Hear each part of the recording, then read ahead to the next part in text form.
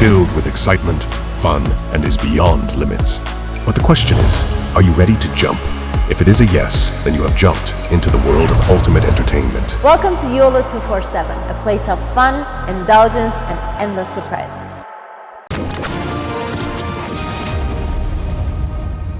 भारत का map Instagram पे डाला था जिसमें ऊपर का हिस्सा था ही नहीं और उसने बोला प्रे फॉर पंजाब। एक हुडी पहनी और हुडी में फोटोग्राफ जो थी सामने वो थी पूर्व प्रधानमंत्री श्रीमती इंदिरा गांधी जी की। ये जो पूरा मामला है ना खालिस्तानियों का, खासतौर से शुभ का, इसका मामला क्या है? गलत काम करो बच्चा बन जाओ। जय हिंद दोस्तों, मैं हूं मेजर गौरवारी और आप देख रहे हैं आज की ताजा तरीन खबरें। अच्छा दोस्तों, स्टोरी ये है कि जो कनाडा बेस्ड सिंगर है शुभ ने फिर ये पहले से ये रिपीट ऑफेंडर है। पहले इसने भारत का मैप इंस्टाग्राम पे डाला था जिसमें ऊपर का हिस्सा था ही नहीं और इसने बोला प्रे फॉर पंजाब। अब पता नहीं उसका क्या मतलब था, और जब इसने प्रे फॉर पंजाब बोला फिर ये बड़ा हड़बड़ाया और फिर इसने बोला कि नहीं मैं तो भारत का रहने वाला हूं और भारत की बात सुनाता हूं और भारत से बड़ा प्यार करता हूं, I was born in India etcetera etcetera. अब ये कनेडियन सिटीजन है। तो ये वो मैटर अभी ठंडा ही हुआ था कि अब इसने लंदन की शो में एक हुडी पहनी और हुडी में फोटोग्राफ जो थी सामने वो थी पूर्व प्रधानमंत्री श्रीमती इंदिरा गांधी जी की, और सतवंत सिंह और बीएन सिंह उनकी हत्या कर रहे हैं, उनका असैसिनेशन कर रहे हैं। ये फिर इसने बोला कि लोग पता नहीं क्यों मेरे ऊपर उंगलियां उठाते हैं और मैं तो मेहनत कर रहा हूं, मेरी टीम मेहनत कर रही है, लेकिन आप हेट मत करें और आप ये मत करें। ये सब देखिए, मैं आपको बताता हूं, ये जो पूरा मामला है ना खालिस्तानियों का, खासतौर से शुभ का, इसका मामला क्या है? गलत काम करो बच्चा बन जाओ, गलत काम करो ना समझ बन जाओ कि मुझे तो पता ही नहीं, मुझे समझ में नहीं आ रही ये बात।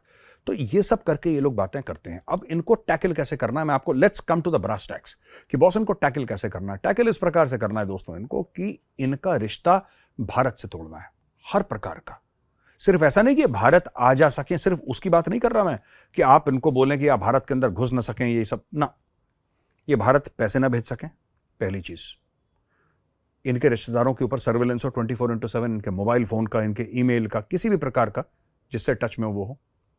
इनके बैंक अकाउंट्स का सर्वेलेंस हो भारत के अंदर जो भी है।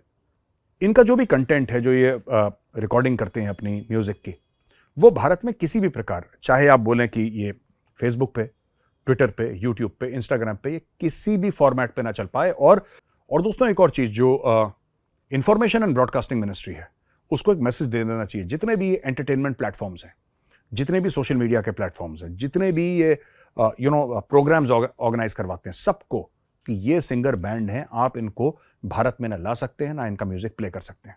ठीक है, इनके इंडिया में ट्विटर अकाउंट और इंस्टाग्राम अकाउंट ब्लॉक करवाइए।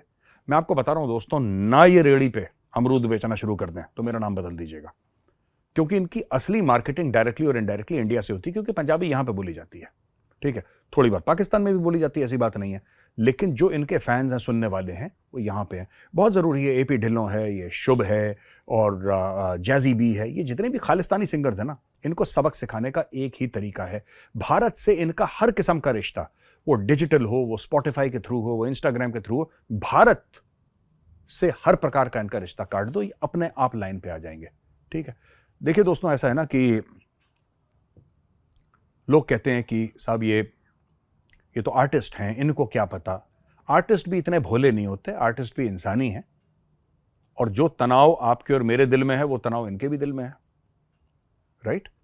एक और चीज मैं आपको बताता हूं, ये जैसे शुभ जैसे आर्टिस्ट होते हैं ना, अब लोग लाखों करोड़ों रुपए इनको देते हैं, इनकी फीस है, टिकट की सेल्स हैं, ये फलाना।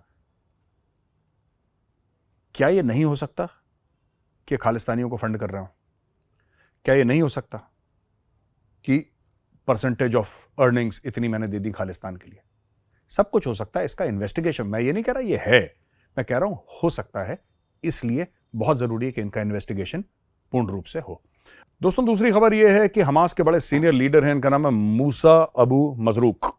मूसा अबू मजरूक ने एक इंटरव्यू दिया है रशिया टुडे RT को, इसकी अरबिक न्यूज सर्विस है, उसको इन्होंने इंटरव्यू दिया है। और इंटरव्यू के अंदर मूसा अबू मजरूक ने क्या बोला? उन्होंने ये बोला, जब इंटरव्यूअर ने उनसे पूछा कि साहब आपका तो पूरा एक टनल का सिस्टम है नीचे, हमास का गाजा के नीचे, गाजा की जमीन के नीचे कई 100 किलोमीटर का टनल का सिस्टम है। तो आप क्यों नहीं, जो फिलिस्तीनी परेशान है, फिलिस्तीनी कह रहे हैं कि इजरायली बमबारी कर रहे हैं, यहूदी बमबारी कर रहे हैं, तो उनसे बचाने के लिए अपने टनल्स के अंदर आप फिलिस्तीनियों को क्यों नहीं ले लेते? उनकी जान बच जाएगी। आप ऐसा क्यों नहीं करते? तो उन्होंने बड़ा इंटरेस्टिंग जवाब दिया। उन्होंने बोला कि ये जो टनल है ना, ये फिलिस्तीनियों के लिए थोड़ा ना है, ये तो जो हमारे हमास के आतंकी हैं उनके लिए टनल्स हैं, उनको बचाने के लिए हैं। तो फिर इंटरव्यूअर जो था उसने बड़े अचंभे से पूछा, फिर जनाब एक बात बताइए, फिर इनकी जिम्मेदारी किसकी होगी जो फिलिस्तीनी है?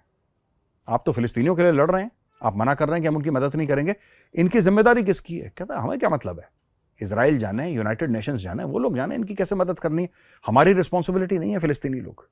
तो इंटरव्यूअर बिल्कुल, जिसको कहते हैं कि उसको चक्कर सा आ गया।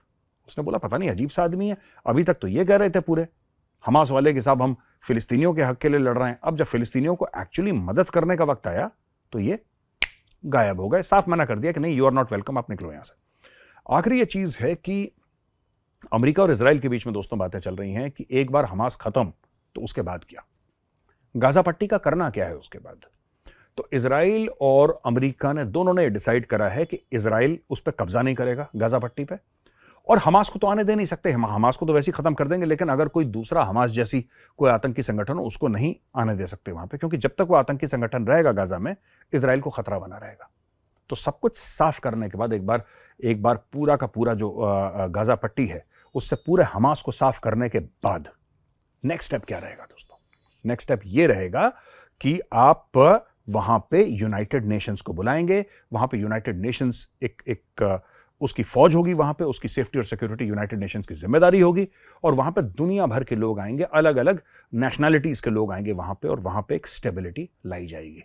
तो दोस्तों ये थी आज की ताजा तरीन खबरें। मैं कल फिर हाजिर होऊंगा एक नए वीडियो के साथ, तब तक के लिए जय हिंद।